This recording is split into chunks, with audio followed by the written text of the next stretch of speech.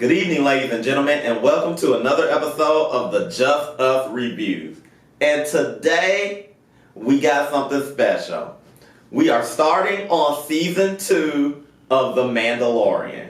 Now, I know what you're thinking. One, looking kind of light here. Exactly. Keep watching the review. Exactly. So you're just gonna get up. You're just gonna get up for this episode. But yeah, season 2 of The Mandalorian is up.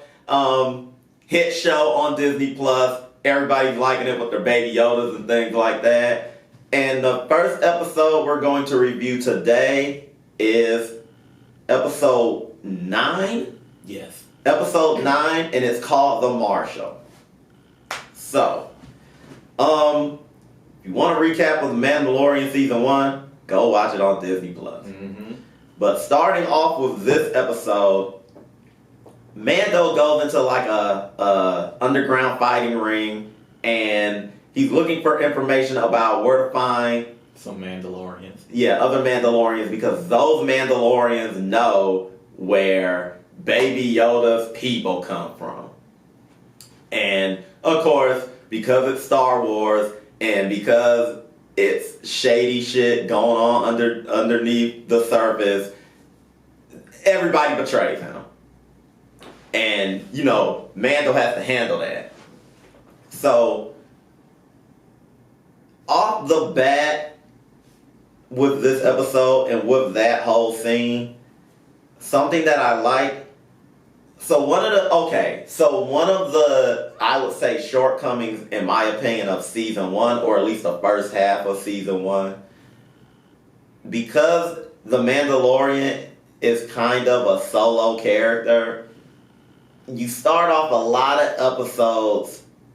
It's basically a whole walking around, not really doing anything. Exactly. He doesn't really talk much. Exactly. And, you know, I may hurt some feelings when I say this, but, like, that character isn't all that interesting. Especially when he's alone. Like, he needs to interact with people. Exactly. To actually get something going as far as, like, a hook for this show. And even after that, you're only really interested in the other character. You're more interested in the other characters he interacts with rather than the Mandalorian in and of itself. And specifically how much he affects those characters. Mm-hmm. Especially like after he's done what he's done with them and left. Mm-hmm. And I like that we got early interaction in this episode because, you know, in episodes past, like I said, specifically the first half of Season 1, it was more, it's quiet for a good, 7 minutes. Yeah. Until he gets to where he's going and he runs into people. And a lot of times that can be, I'm not going to lie, a lot of Season 1 I fell asleep on just because of that. So we learned that he has to go to Tatooine. Yes. He has to go to Tatooine to find, because there's a Mandalorian there.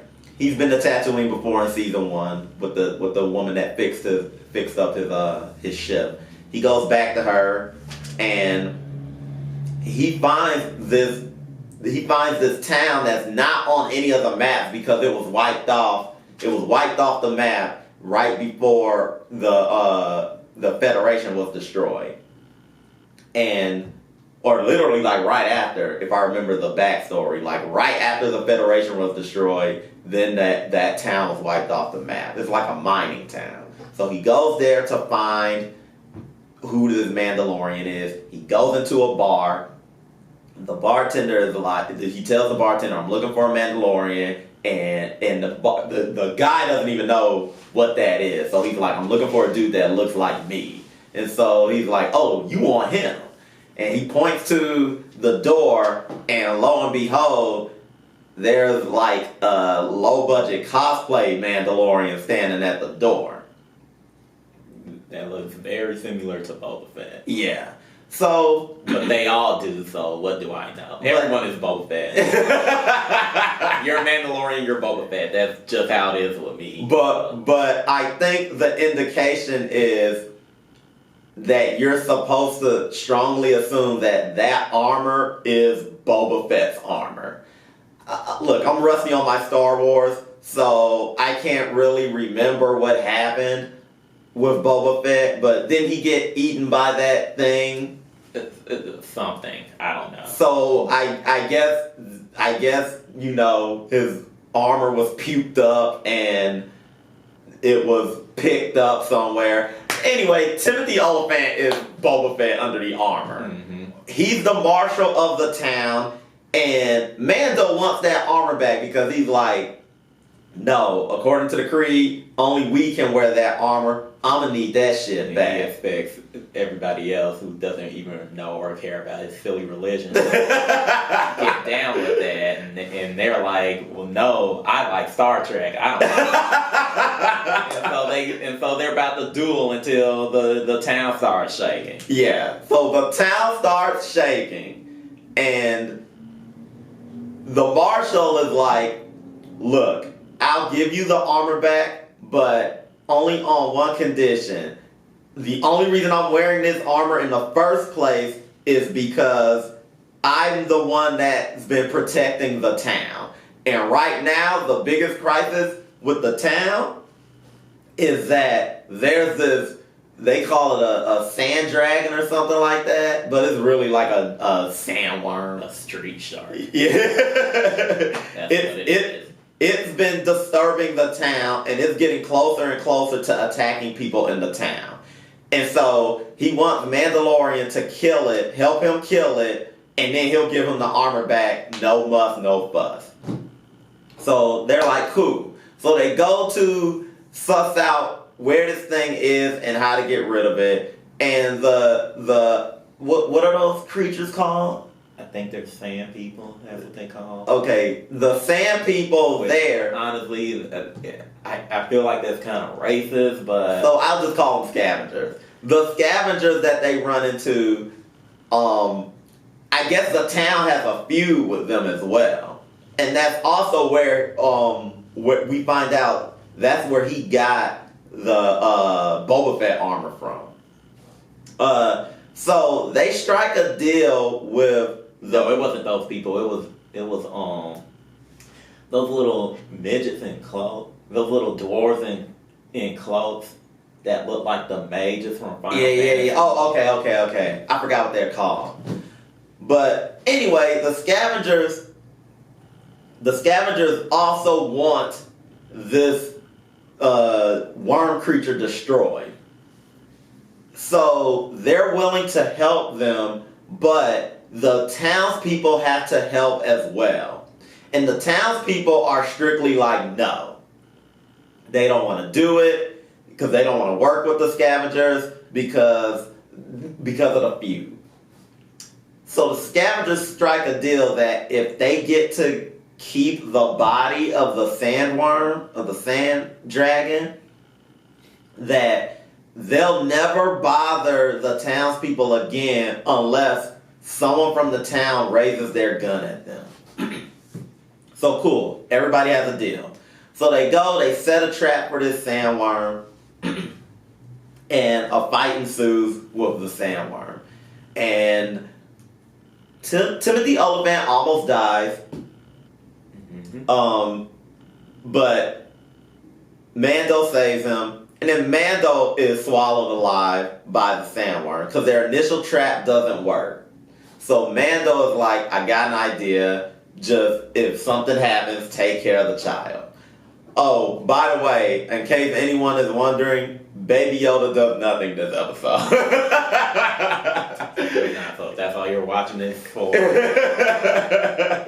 if you came back to season 2, I'm like, all right, Baby Yoda action. Nothing happened. Wait for the next episode.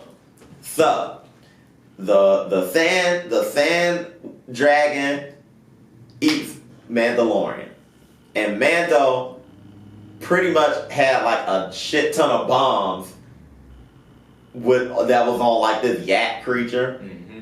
and he detonates the bombs inside the dragon's stomach, and they kill the dragon.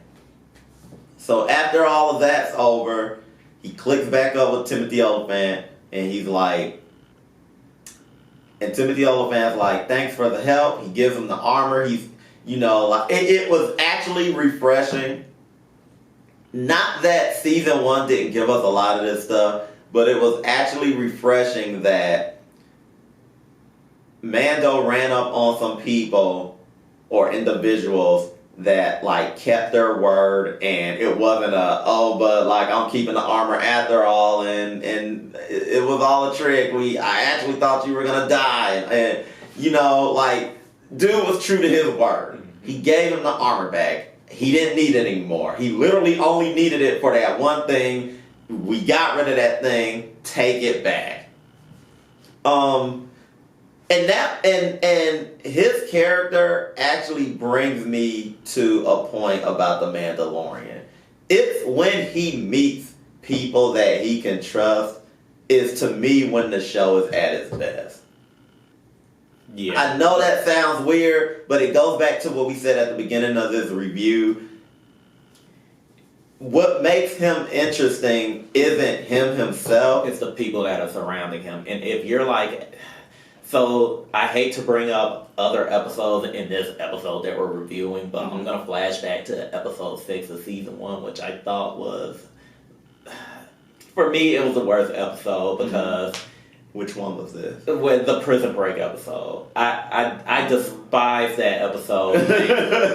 Because the people he had to work with, they were cliche, they hated him. Like, who...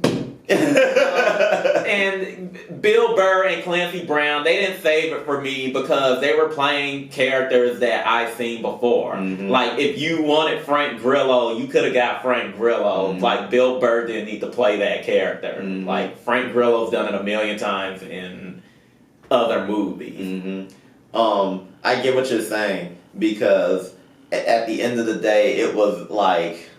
It was a shitty version of the Suicide Squad. Exactly. And it's like, to me, they were disposable characters because you don't care about them. Like, the Gina Carano character, the lady that fixes his ship, Carl Weathers, those are characters that you actually care about because they impact him in positive ways. The Marshal, like, he's a character. He had to interact with him, and I feel like the Mandalorian grows from interacting with these characters. Like, he doesn't seem like a bore. Even when you get his backstory of how they were celebrating the end of the Federation, and literally like the fucking Death Star just blew up, and he's supposed to run in, and they like, alright, hands in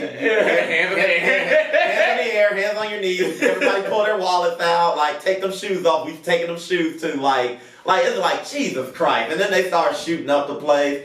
I also thought it was interesting, like the bartender gets away.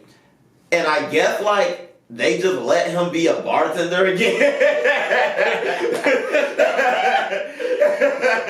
He just gets to go back to being a bartender again. Like, it was, in a way, a commentary on a lot of places in the country that you run into that, they have a simple life, and bigger things outside of their town, specifically the government and stuff like that, affects them in major ways, because all the negative stuff that happens trickles down and hurts them the most. Like your farming communities in America and things like that. Like when I'm not gonna get into politics, but you know what I mean. And it was such a commentary on that, because it's like they recognized in that shit kicker town that everything was probably going to be okay. Oh shit, maybe not, because then their town got wiped off the map. But overall, I thought it was a pretty decent start to season 2. Like, at one thing I'll say about, you can tell the mark of a good show, in my opinion, when you learn from your mistakes in earlier outings and you work to fix them. Exactly. I know we're only the first episode in on this, but drastic difference from season 1. Exactly. Intro episode. Exactly. Like you have to be a champion or a real hardcore fan to sit through those first 3 episodes and not be bored by them. Yeah, and not decide to give up and be done. This one, the story was concise, simple, but entertaining enough to where you're not like, fuck this, I'm out of here. Mm-hmm. You know, like again, I go back to the Prison Break episode, and you know, like everything that you've ever seen before in a fictional product or a story, they did it. Mm-hmm. You know, the Mandalorian was practically Batman, even though the whole time I'm like, how is he moving around in that clunky ass armor and they not see him? Like, he moved like Spider-Man, but like, should he be doing that? Is that the reality of the character? But yeah, overall, we thought it was pretty good. Stay tuned. We're going to be reviewing The Mandalorian weekly, so to speak, but you're going to get the first couple of episodes, our first couple of reviews, almost back to back. Mm-hmm. So, on to the review of episode 2. And this time, we'll probably have a fuller cast, and it won't just be the 2 of us. So that'll do it for today's episode. Be sure to like and subscribe, hit that bell, all that nonsense. And until next time, everybody,